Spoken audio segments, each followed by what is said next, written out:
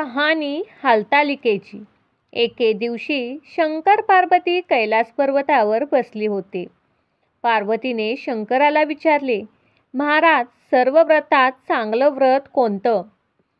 श्रम थोडे आणि फळ पुष्कळ असं एखादं व्रत असेल तर मला सांगा, आणि मी कोणत्या पुण्याने आपल्या पदरी पडलो हेही मला सांगा.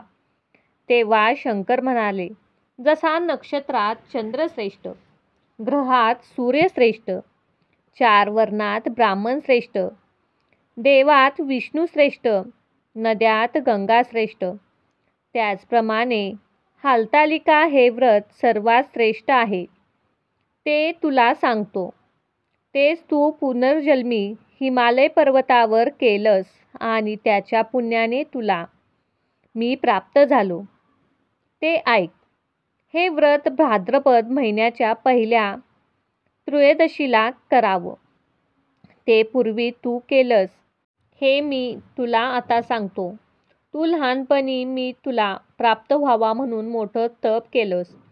काही वर्ष तू झाडाची पिकलेली पाने खाऊन होतीस. थंडी, पाऊस, ऊन हे तिन्ही दुःख सहन केलंस. हे तुझे श्रम पाहून तुझ्या बापाला फार दुःख झालं व अशी कन्या कोणास द्यावी अशी त्याला चिंता पडली.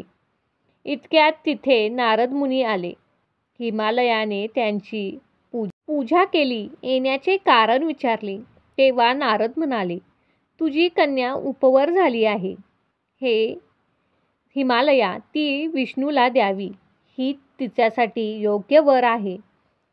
त्यांनी तुझकडे मागणी केली करण्यासाठी मला पाठवले आहे, म्हणून मी इथे आलो आहे. हिमालयाला मोठा आनंद झाला. त्यानं हे गोष्ट कबूल केली. नंतर नारद तेथून निघून गेला. विष्णूला ही गोष्ट कळवली. नारद गेल्यावर तुझ्या बापाने ही गोष्ट सांगितली. ती गोष्ट तुला रुचली नाही. तू रागावलीस. असं पाहून तुझ्या सख्याने रागवण्याचे कारण विचारले. तेव्हा तू सांगितलंस, महादेवा वाचून मला दुसरा पती करणे नाही असा माझा निश्चय आहे. असं म्हणून माझ्या बापाने मला विष्णूला द्यायचे कबूल केले आहे. त्याला काय उपाय करावा? मग तुला सखीने घोर अरण्यात नेले. तिथे गेल्यावर एक नदी दृष्टीस पडली. जवळच एक गुहा आढळली. त्या गुहेत जाऊन तू उपवास केलास. तिथं माझं लिंग पार्वतीसह स्थापिलंस. त्याची पूजा केलीस. तो दिवस भाद्रपद शुद्ध तृतीयेचा होता.